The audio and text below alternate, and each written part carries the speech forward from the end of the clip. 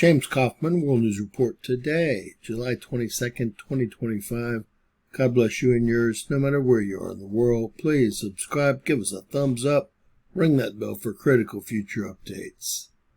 Meet the SWFO-L1, or the Space Weather Follow-on Lagrange 1. That's right, it just has arrived in Florida for final launch prep.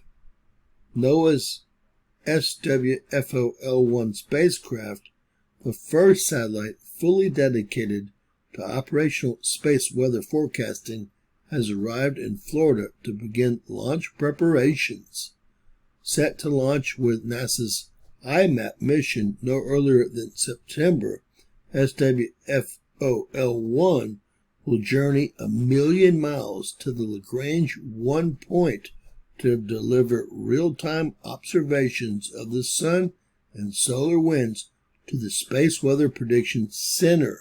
This new solar satellite will keep a watchful eye on the sun and the near-Earth environment for space weather activity, using a special solar telescope to monitor the sun's activity, in addition to a suite of instruments to make real-time measurements of the solar winds.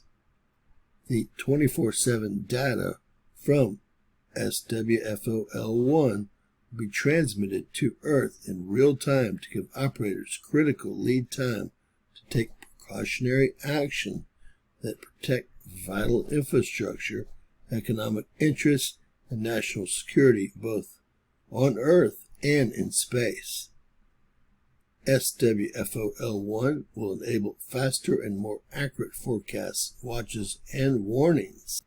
This spacecraft will be located outside of Earth's atmosphere 1 million miles away in a Lagrange point, the L1 Lagrange point, or the Lagrange point 1 is located in space where the gravitational forces of two large celestial bodies, in this case the Sun and Earth, balance each other out, allowing a smaller object to maintain a relatively stable position.